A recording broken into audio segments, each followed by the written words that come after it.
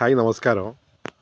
മിനിഞ്ഞാന്ന് ഞായറാഴ്ച മിയാമിയിൽ ഒരു കല്യാണം നടക്കുന്ന സമയത്ത് ഫുള്ള് ബ്ലോക്കാട്ടോ. ഒരു സ്കൂട്ടറിന് പോലും പോകാൻ പറ്റാത്ത അത്രയും ബ്ലോക്കാണ്. അങ്ങനെ അവിടുത്തെ കല്യാണം എന്ന് പറയുന്നത് നിക്കാഹ് 12 മണിക്കാണ് ഈ നിക്കാഹ്.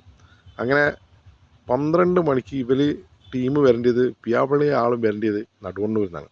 അങ്ങനെ നടുവണ്ണൂരിൽ നിന്ന് എല്ലാം കൂടി ഈ ഈ വേളൂർ വെസ്റ്റ് എത്തിയപ്പോൾ അവിടെയും ഭയങ്കര ബ്ലോക്ക്.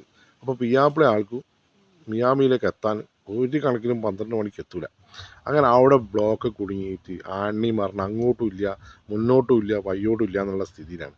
അപ്പോൾ ആൾക്കാരിങ്ങനെ പല അഭിപ്രായങ്ങളും പറയുന്നുണ്ട്, എന്താ ചെയ്യാൻ. അപ്പോൾ അതിലൊരാൾ പറഞ്ഞു നമുക്ക് ആംബുലൻസ് വിളിക്കാം.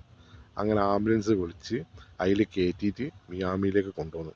10-15 മിനിറ്റ് കൊണ്ട് പിന്നെ മിയാമിയിൽ എത്തിയിട്ടുണ്ട്.